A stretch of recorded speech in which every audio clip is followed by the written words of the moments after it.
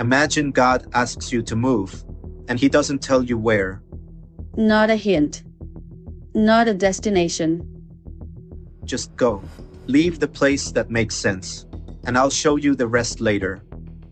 Most of us would stand there waiting for the rest of the sentence. We would, because we've been trained to understand first and obey second. Get the plan, then take the step. And God keeps reversing the order on us. Step first. Understanding later. That's the tension nobody warns you about. Faith isn't usually tested by what you don't believe. It's tested by what you won't do until you understand. And so we wait. We call it wisdom. Sometimes it's just fear wearing a nicer coat. So here's the question for today. What do you do when God asks for the step before He gives you the map? When obedience comes due, and the explanation hasn't arrived yet. This is Faith is Fire.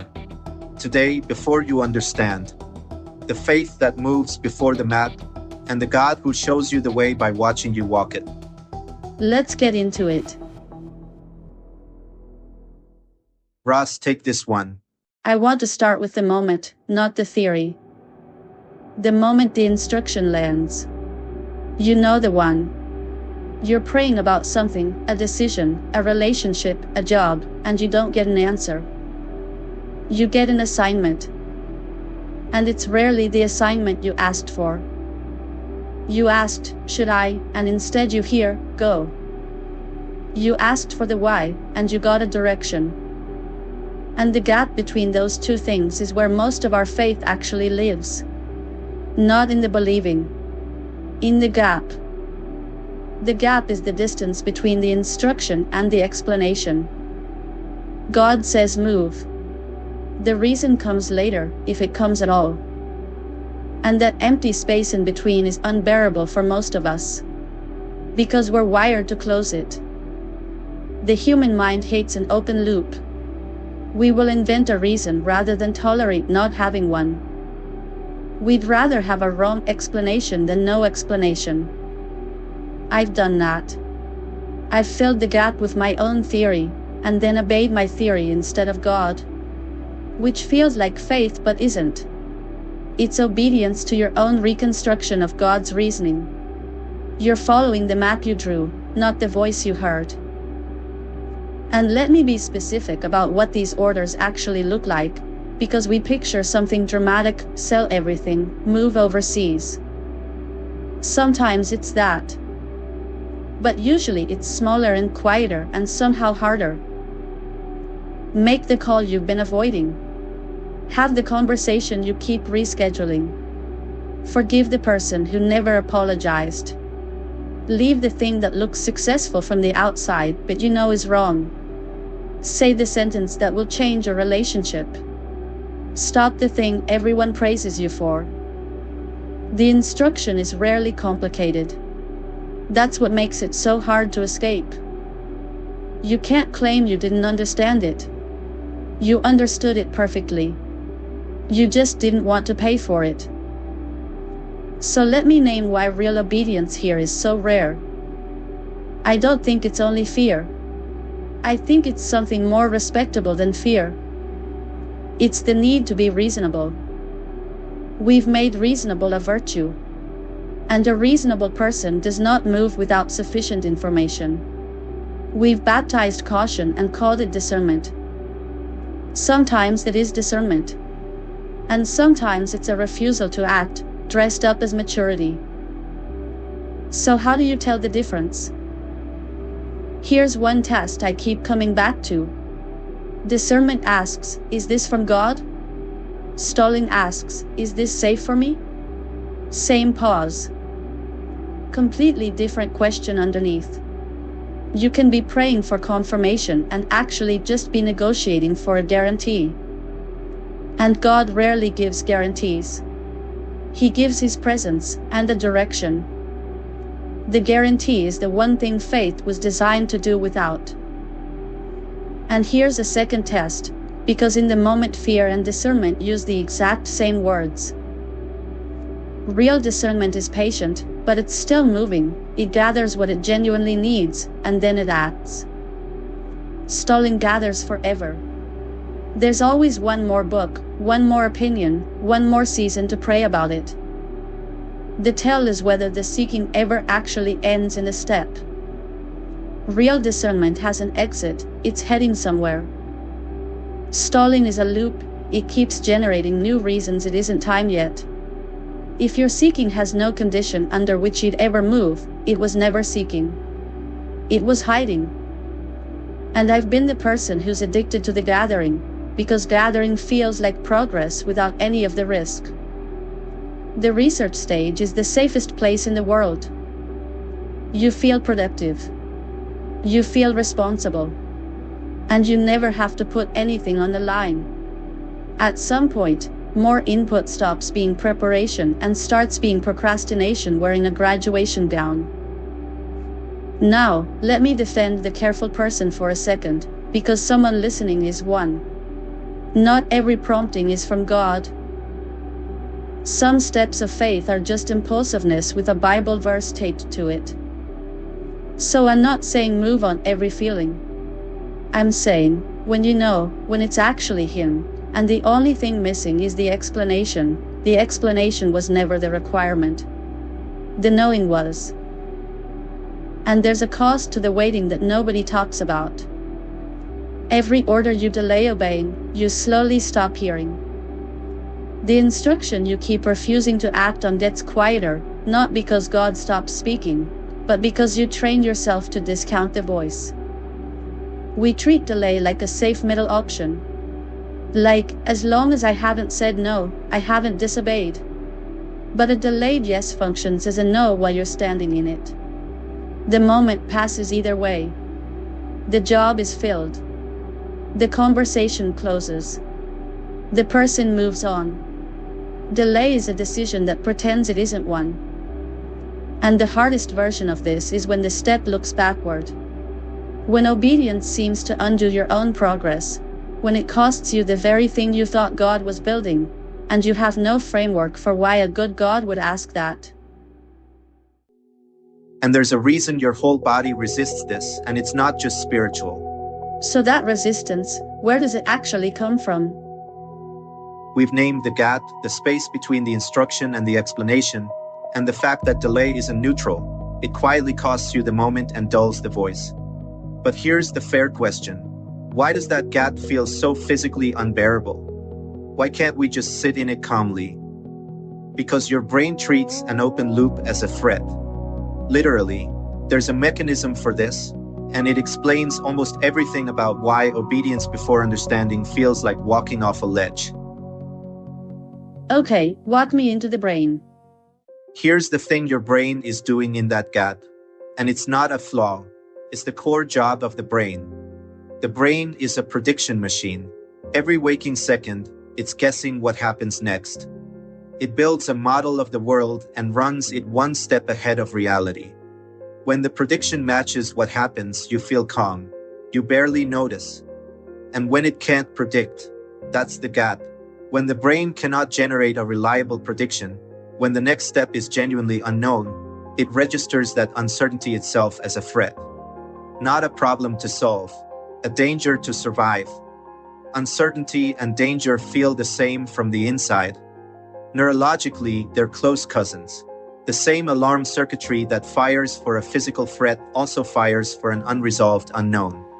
Psychologists even measure this. There's a trait called intolerance of uncertainty. The higher yours runs, the more the unknown feels like an emergency. So those racing thoughts when you can't see the outcome, that's not weak faith. That's an alarm going off. And here's the part that matters for obedience. Under that alarm, the brain's default solution is to gather more information before acting. Freeze, scan, analyze, wait. That's the built-in response to not knowing, which is the exact opposite of take the step before you understand. God says move into the unknown. Your nervous system says freeze until the unknown resolves. The instruction and the instinct are in direct conflict. So obedience before understanding is literally fighting your own threat response. Every time, which means it should feel hard. If it felt easy, you probably weren't actually in the gap. Let me name something that happens in there. You start running scenarios, endless what ifs. You think you're planning. You're actually just spinning. That's the threat system trying to predict its way out of the unknown. It generates scenario after scenario, looking for one that feels safe enough to act on. And it never finds one, because the safety you're looking for doesn't exist in your imagination. It only exists on the other side of the actual step. Mentally rehearsing the unknown gives you the sensation of working the problem while you stay completely motionless. You can spend a year doing that and end exactly where you started, just more exhausted and more afraid. Now here's where the science gets genuinely surprising. It's the hinge of this whole chapter. We assume clarity has to come before action. The research keeps finding the reverse. Action often produces clarity, rather than waiting for it. There's a well-studied approach for people who are stuck, frozen, avoidant, unable to move. You don't wait for their motivation to return and then act. You have them act first, and the motivation follows the movement. It's called behavioral activation. The doing generates the state you were waiting for. You wait to feel ready, and you never move. You move, and readiness catches up. The sequence we assume is backwards. And that's almost exactly the spiritual claim. Step then see. Because when you finally act under uncertainty, when you commit to a direction without the full picture, the brain gets new data it could not have gotten any other way. Now reality responds. Standing still, you only have your predictions, most of them catastrophic, because the threat system writes worst-case drafts. The moment you move, the world starts returning real information that corrects the fear. The step is how you get the very clarity you were demanding before the step. Clarity is downstream of obedience, not upstream. You were asking God for the map. The walking is what draws it. I want to be careful here, because this could sound like just do something, anything. It isn't. This is not a license for impulsiveness. Random action under panic isn't faith. The model is committed movement in a known direction, while the destination stays unclear. Direction known, outcome unknown. Direction from God, outcome withheld. And notice what this does to fear. Avoidance, not acting, actually feeds the alarm. Every time you retreat from the unknown, you teach your brain the unknown was correctly dangerous. Avoidance strengthens the very fear it's trying to escape. So waiting doesn't shrink the fear, it rehearses it. The thing you think you're doing to stay safe is the thing keeping you afraid. And the thing that feels reckless, the step, is what actually dissolves the fear over time. Here's what gets me as a believer, though. A God who designed a brain that finds its clarity through movement, and then commands movement before clarity, isn't being cruel. He built the door, and he's telling you how it opens. He made the wiring. He's working with it, not against it. And there's one more piece I can't leave out because it changes how you fight this. The threat response we've been describing isn't something you can think your way out of. You can't argue an alarm into silence. People try, they read one more article, they make one more pros and cons list, they wait for the anxiety to lift. And the anxiety doesn't lift because analysis was never the off switch for fear. Action is. The circuit that calms the alarm is the one that gets evidence from the real world that you survived. And the only way to get that evidence is to do the thing. So when scripture says move before you understand, it isn't asking you to be braver than your biology. It's handing you the one key that actually fits the lock. The step is not the reward for conquering the fear. The step is how the fear gets conquered. And the oldest example of someone walking through that exact door is 4,000 years old. Go to him. So the science says clarity comes after the step, not before, and avoidance only feeds the fear. Which is hopeful. But research can tell me movement produces clarity. It can't tell me someone's waiting for me on the other side of the step. It can't tell me the unknown is safe to walk into. Only a person can promise that. So let's go to the man who got the order with no destination attached, and went anyway. Read me the original order. Genesis 12. It's the founding act of faith in the whole Bible, and it's exactly this problem. Let me set the scene first. His name is Abram at this point, 75 years old, settled, established. He has a home, a household, an entire life built in a place called Haran. He is not a young man with nothing to lose. So this isn't a fresh start with no cost. This is a man being asked to leave everything that already worked. And listen to the actual words of the instruction. Go from your country, your people and your father's household, to the land I will show you. I will show you, future tense. That's the whole thing. He is told to leave with total precision country, people, father's house. He names exactly what to give up, and total vagueness about where he's going. The leaving is specific. The destination is a blank. God is detailed about the cost and silent about the reward.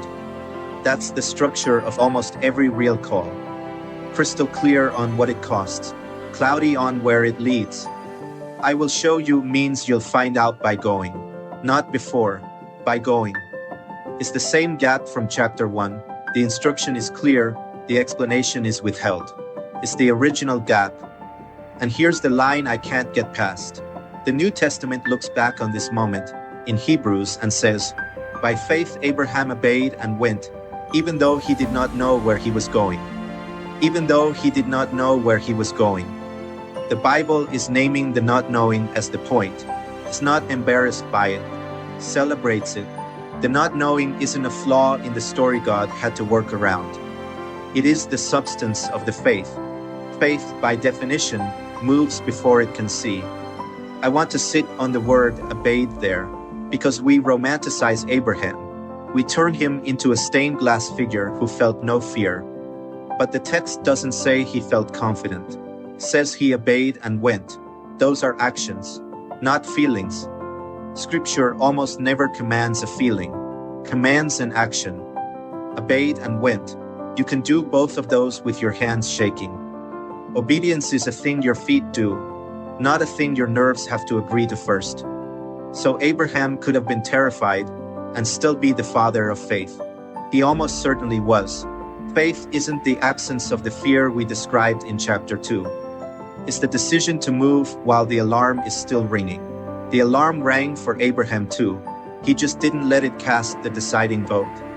Now let me take the hardest objection head on because a skeptic is thinking it.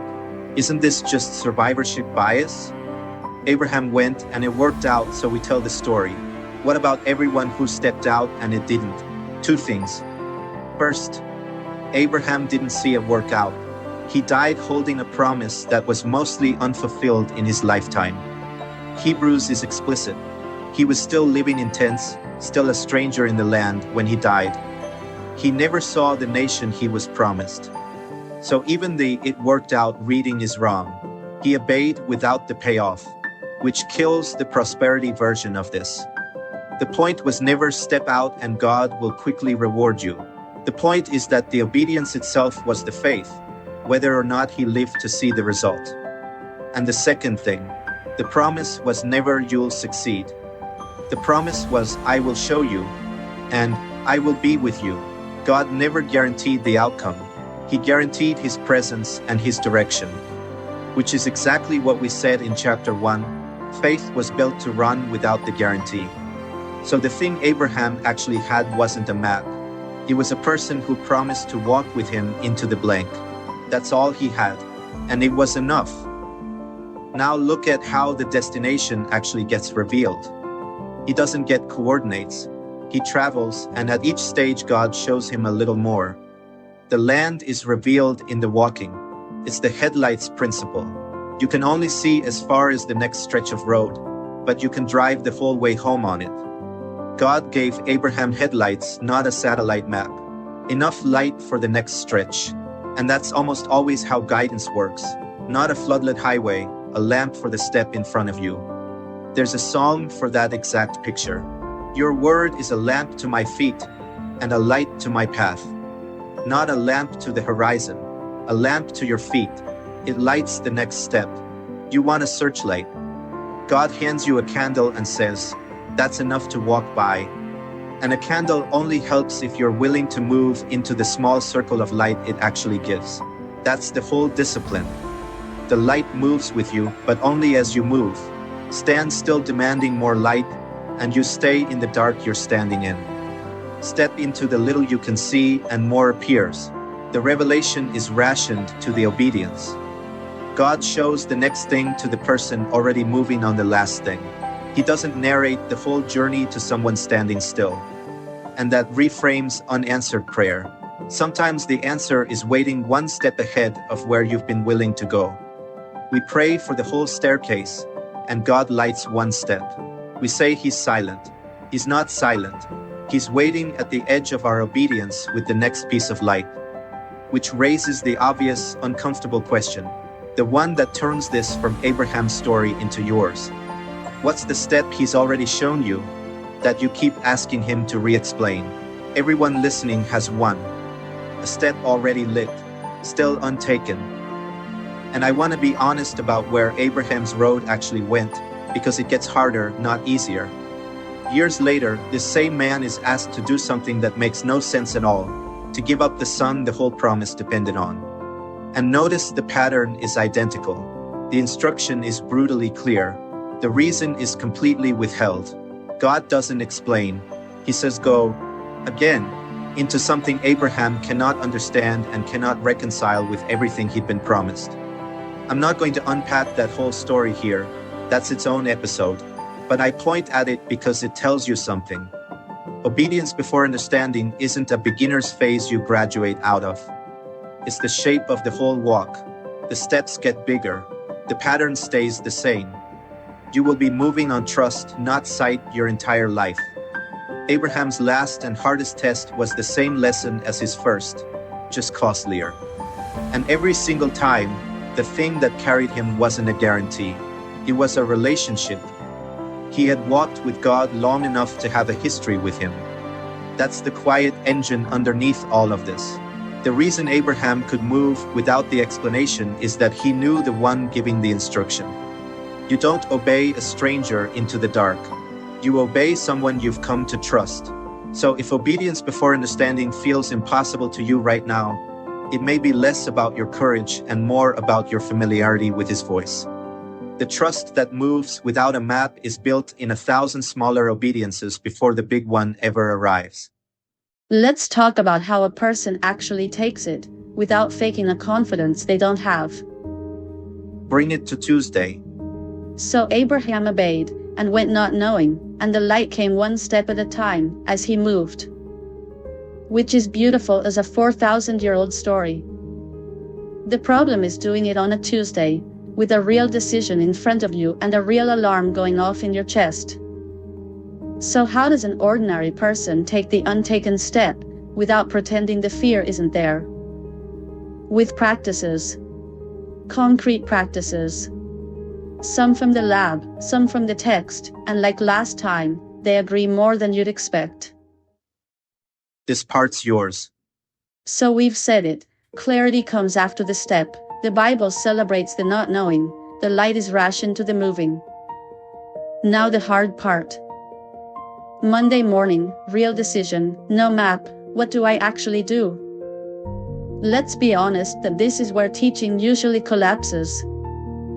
It either says just have faith with no mechanism, or it hands you a 10-step plan that pretends the uncertainty away. We need something that works inside the uncertainty, not around it. So, practices. 5 of them. First, name the step, not the staircase. Most paralysis comes from trying to obey the whole journey at once. You don't have to see the destination. You have to identify the one next obedient action. Not the plan, the step. Should I change my whole career is a staircase, it freezes you. Should I make the one phone call this week is a step, you can do that. Faith almost never requires the staircase. It requires the next step, repeated. And this matches the brain science. The whole journey reads as a thread. One step is small enough that the alarm stays quiet. You shrink the obedience to a size your nervous system won't fight, and you do that one thing. Then the next. Abraham didn't cross the whole region in a day. He took the next stage, then the next. Second, define the smallest faithful action. Once you've named the step, shrink it again. Ask, what is the smallest thing I could do in the next 24 hours that moves in the direction I believe God is pointing? Make it so small it's almost embarrassing. Because small is what gets done. A huge act of obedience you're terrified of will sit untouched for months. A small one happens today. And the small one returns real data. Remember, the step is how you get the clarity. A small step still draws the map. It just draws it gently. You're making obedience too small to be scary, and too real to be fake. Send the email, make the call, have the conversation size. Not the change your whole life size. Third, and this is the one I needed most. Move before the feeling arrives. I spent years waiting to feel ready. Waiting for peace, for confidence, for the fear to lift before I'd act. And it never lifted on its own. I had the sequence backwards. That's behavioral activation in plain clothes. The feeling you're waiting for is on the far side of the action, not this side. Readiness is a destination, not a starting point. You move toward it by moving.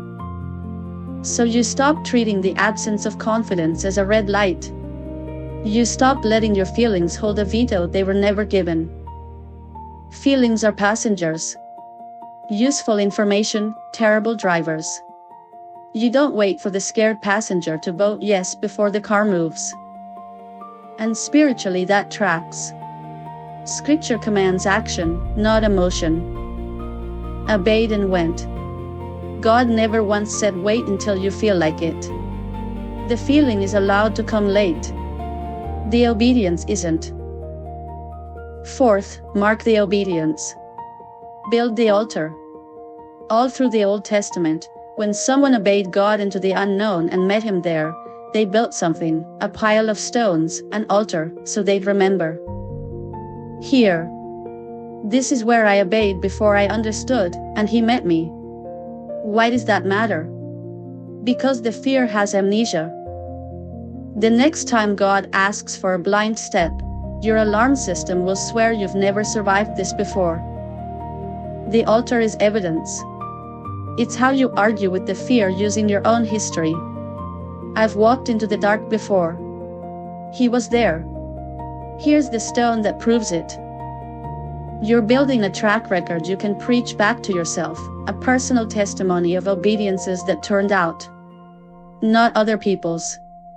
Yours. The fear is loud, but it can't argue with a memory you wrote down. Keep the receipts of God's faithfulness. Fifth, and this one saved me. Don't take the step alone. Tell one person before you do it. Because obedience you've spoken out loud to someone is much harder to quietly abandon. The unknown is less terrifying when one trusted person knows you're walking into it. You're not asking permission. You're asking a witness. And that's the science made relational. The presence of one safe person literally steadies your nervous system. Fear shrinks in company. The step that's impossible alone becomes thinkable when someone's standing with you at the edge of it. Abraham didn't leave alone either. He took his household into the unknown. Nobody in Scripture walks into the dark solo. The lone hero stepping out in secret is a movie. The biblical pattern is a person who lets someone walk beside them. And let me add a warning to all 5 of these, because I've watched people turn good practices into a new way to stall. You can name the step, shrink it, line up your accountability person, and journal about the altar you're going to build, and still not move. At some point the preparation has to become the thing itself. The practices are a runway, not a parking lot. If you notice you've been getting ready to obey for 3 weeks, the readiness has quietly become the disobedience. The point of making the step small was never to admire how small it is. It was to take it. Today, if you can. This week, at the latest. Faith has a clock on it that we like to pretend isn't running. Okay. I want to do the direct thing now. If you're listening to this, let me ask you something straight. You already know the step, don't you? You've known it for a while. You've just been calling it, praying about it. And don't answer me, answer that. Because here's the challenge underneath it. There's a difference between seeking guidance and stalling on guidance you've already received. One of those is faith. The other is fear with good manners. That's the line that costs something. And it's meant to. Because the prayer for more clarity can become the most spiritual sounding way to disobey. God, show me more, when He's already shown you enough to take the step, isn't devotion. It's a delay tactic with a halo. So the application isn't 5 tips. It's one move. Will you take the step you can already see, the small, embarrassing, untaken one, before the understanding you keep demanding arrives? And if the answer is I'm scared, good. That means you understood the assignment. Scared and moving is the whole thing. Which is exactly who chapter 5 is for. So who is this last part for? So the work is, name the step, shrink it, move before the feeling, mark it when he shows up, and don't do it alone. And none of it works if you're still standing at the edge calling your fear wisdom, which means the last word of this episode can't go to a room. It has to go to one person, the one with the untaken step. Let's talk to them. To the one person. I want to talk to one person now. Not the room. You. The one who got quieter in this episode, because you already know the step we're describing. You've been carrying an instruction you keep reopening in prayer. Not because you don't understand it, but because you understand it too well, and you're hoping if you pray long enough, God will change it into something easier. And He hasn't. Because it was never unclear. It was just costly. Let me name what the waiting feels like from the inside. It feels responsible. It feels mature. It feels like you're being careful and faithful and wise. And underneath it, if you're honest, is a quieter sentence. If I move and I'm wrong, I'll have no one to blame but myself. The waiting isn't protecting your obedience. It's protecting you from the risk of it. And I want to gently take away one more place you've been hiding. You've told yourself that when the fear finally lifts, you'll know it's time. That the peace will come, and the peace will be your green light. But you've been waiting for that peace for months, maybe years, and it hasn't come, and you've quietly concluded that means it isn't God. Hear me. The peace you're waiting for is not the permission slip. For most of us, on the big things, the peace arrives after the obedience, not before it. You're standing at the trailhead waiting for a feeling that only exists further up the trail. The calm is real. It's just on the other side of the step. You have to walk to it. I'm not going to pretend the step is safe. It might cost you. Abraham's did. He left everything that made sense, and he never fully saw the payoff in his lifetime. So here's what I'll tell you instead of it'll all work out. You will not get the understanding before the step. You've been waiting for a feeling, a sign, a certainty that was never coming, because it lives on the other side of your obedience, not this side. The clarity you're praying for is standing one step past where you've been willing to go. And the God who gave the instruction did not give it and leave. That's the part you have to hear. The same voice that said go also said, I will be with you. He is not waiting at the destination. He is waiting at the edge of your next step, in the dark you're afraid of, with exactly enough light for one stride. You keep asking him to light the whole staircase. He keeps lighting the step. That's not him withholding. That's him asking you to walk with him, instead of ahead of him. So here's the honest call. Not be more certain. Not wait for peace. Just this.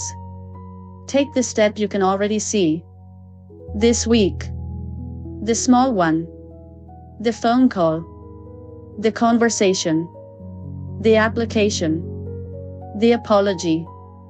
The thing you already know, that you keep refiling under, still praying about it. And to God, just as plain. I don't understand where this leads. I'm moving anyway, because you said to, and because you said you'd be with me. That sentence is not reckless. In Abraham's language, that's a 75-year-old man packing up his tent. You are not being asked to see the end. You are being asked to take the next step.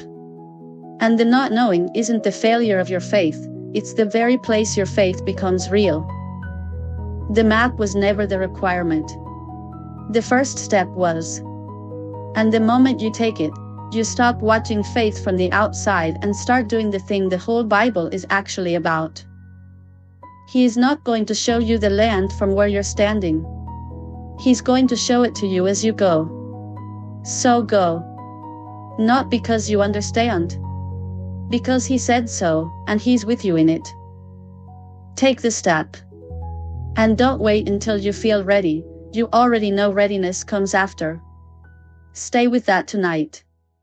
Don't rush past it.